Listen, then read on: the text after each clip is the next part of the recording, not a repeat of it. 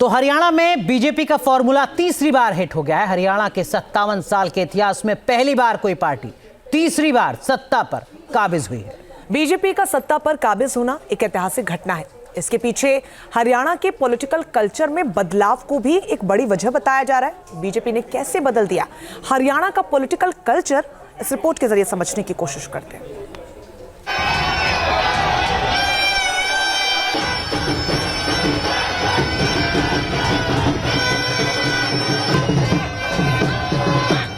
हरियाणा की सियासत में ये पल ऐतिहासिक है।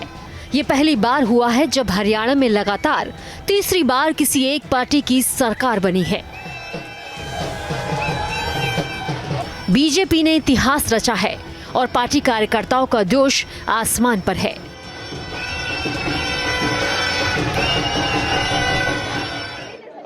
निस्संदेह बेहद सुखद है और तीसरी बार हम वहाँ सरकार बनाने जा रहे हैं। एक रिकॉर्ड है। हरियाणा में माननीय प्रधानमंत्री जी के नेतृत्व में भ्रष्टाचार मुक्त शासन को हरियाणा की जनता ने पसंद किया है, विकास के एजेंडे को पसंद किया है और इसलिए वहाँ बीजेपी का शासन आ रहा है। उत्साह अपने आप बताने काफी है। जो जिस तरीके से जो परिणाम आ रहे हैं हरियाणा के अंदर, जिस प्रकार का जो भरोसा हरियाणा की जनता ने भारतीय जनता पार्टी माननीय प्रधानमंत्री जी पर जताया, मैं धन्यवाद करना चाहूंगा हरियाणा की जनता का।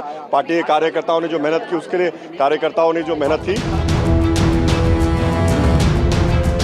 सबूत बोल रहे हैं। हरियाणा की सियासी फिजा गवाही दे रही है कि 2014 में केंद्र में मोदी युग के आगाज के साथ हरियाणा की सियासी तासीर भी बदल चुकी है। कहा जा सकता है कि बीजेपी की ताजपोशी से हरियाणा में सिर्फ चेहरा नहीं बदला, इससे राज्य की सियासी संस्कृति भी बदली है।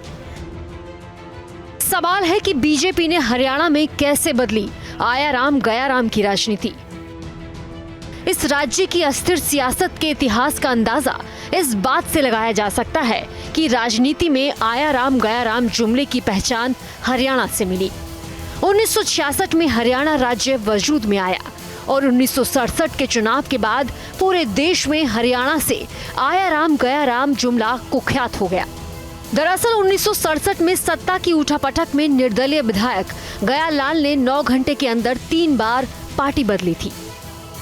इस सियासी उठापटक के शिकार हुए हरियाणा के पहले सीएम भगवत दयाल शर्मा।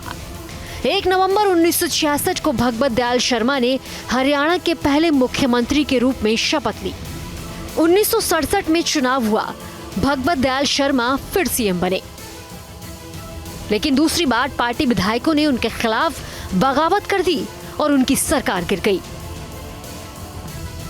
हरियाणा की राजनीतिक अस्थिरता का अंदाजा इस बात से लगाया जा सकता है कि हरियाणा बनने के 2 साल के भीतर 2 सरकारें गिर चुकी थी। मुख्यमंत्री भगवत दयाल शर्मा की सरकार सिर्फ 13 दिन में ही गिर गई थी। कांग्रेस से बागी होकर सरकार बनाने वाले राव बीरेंद्र सिंह भी 9 महीने ही मुख्यमंत्री रह पाए। बार बार दल बदल के चलते राज्य में राष्ट्रपति शासन लग गया।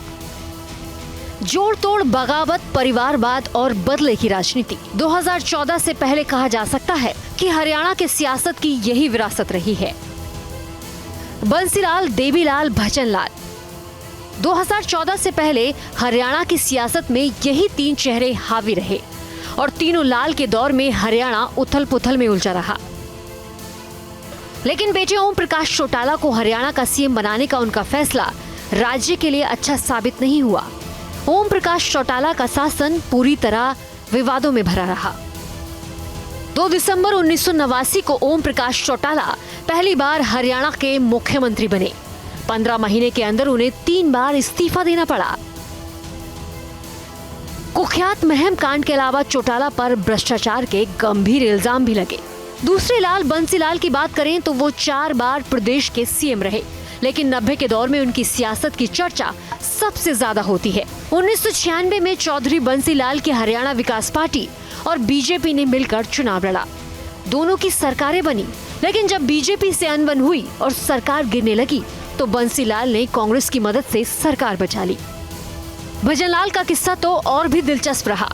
पहली बार भजनलाल चौधरी देवीलाल का तख्ता पलटकर सीएम बने थे, लेकिन 1980 में तो उन्होंने जो किया वो सियासी इतिहास में कभी नहीं हुआ। 1980 में भजनलाल की अगुवाई में जनता पार्टी की सरकार थी। भजनलाल ने इंदिरा गांधी से मिलकर सब कुछ उलट पुलट कर दिया। जनता पार्टी की पूरी सरकार कांग्रेस सरकार में बदल गई। भारत की राजनीति में ऐसा पहली बार हुआ जब पूरी सरकार ने दल बदल कर लिया। 2007 में भजनलाल ने अपने बेटे कुलदीप बिश्नोई के साथ मिलकर हरियाणा जनहित कांग्रेस पार्टी बनाई। 2009 में भजनलाल की पार्टी 6 सीटें जीतकर किंग मेकर के तौर पर उभरी, लेकिन भूपेंद्र हुड्डा ने रातों रात इसके 5 विधायक तोड़ लिए और सरकार बना ली। वैसे सीएम के रूप में भूपेंद्र हुड्डा का ये दूसरा कार्यकाल था। भूपेंद्र हुड्डा ने हरियाणा की सियासत को स्थिरता तो दे दी, लेकिन अपने शासन के तरीके के जरिए कांग्रेस के सियासी वनवास की नींव भी रख दी। भूपेंद्र हुड्डा की अगुवाई वाली कांग्रेस को पटखनी देने के लिए बीजेपी ने सोशल इंजीनियरिंग के बेमिसाल फॉर्मूले को तैयार किया। बीजेपी ने हरियाणा में 48 नॉन जाट वोटों पर फोकस किया, चेहरे से ज्यादा संगठन पर जोर दिया, परिवारवाद की सियासत से किनारा किया। बीजेपी की सोशल इंजीनियरिंग का यही वो फॉर्मूला है जिसने हरियाणा की सियासत बदल दी।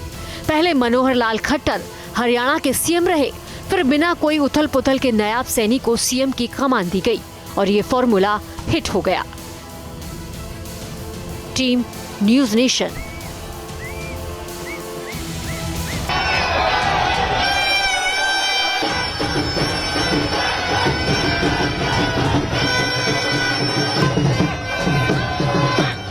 हरियाणा की सियासत में ये पल ऐतिहासिक है।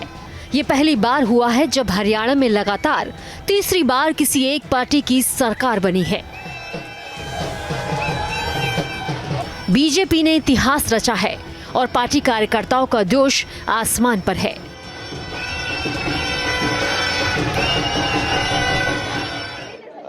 निस्संदेह बेहद सुखद है और तीसरी बार हम वहाँ सरकार बनाने जा रहे हैं। एक रिकॉर्ड है।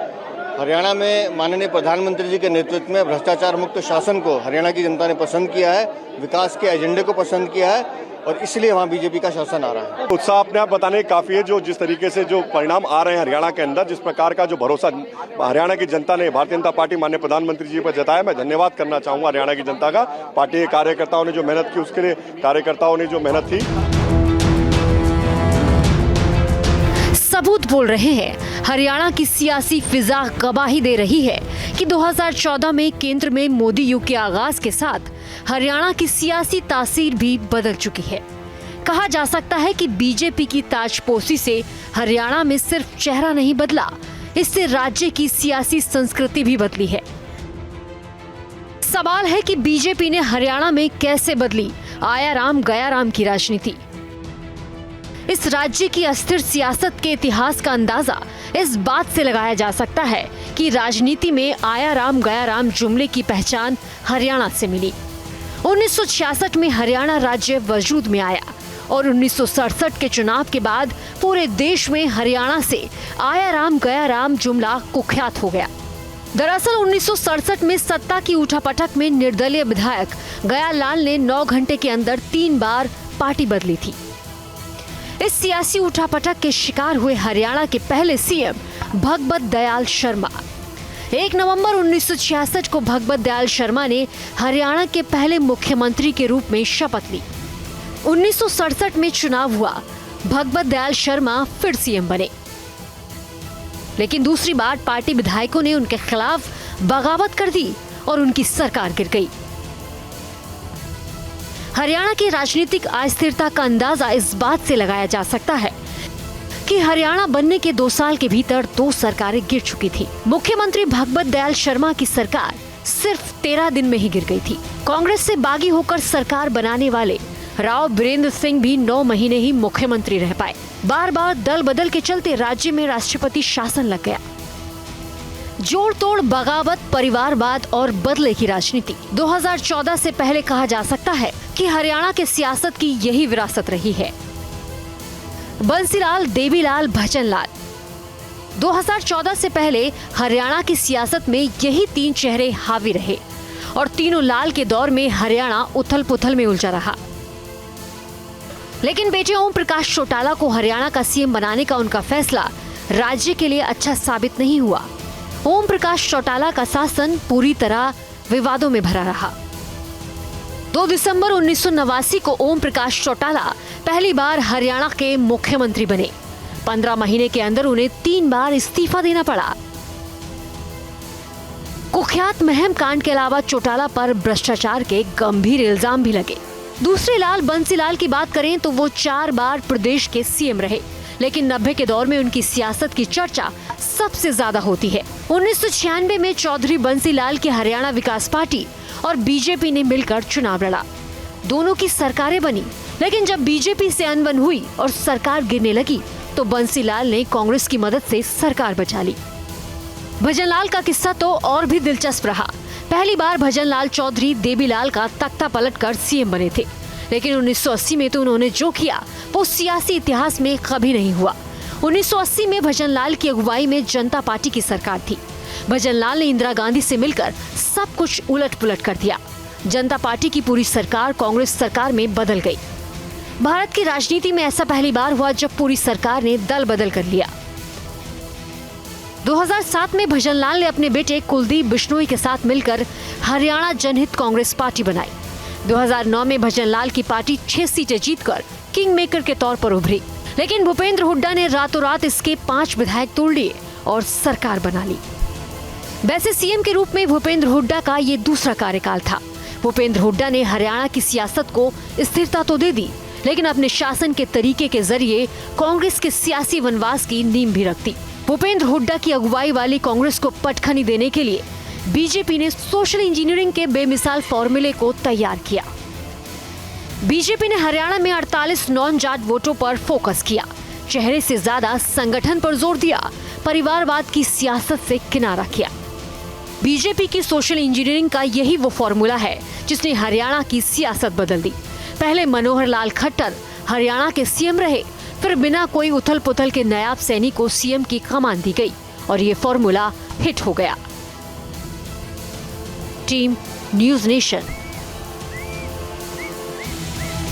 न्यूज़ नेशन अब व्हाट्सएप पर खबरों की ताजा अपडेट के लिए न्यूज़ नेशन के इस QR कोड को स्कैन करें।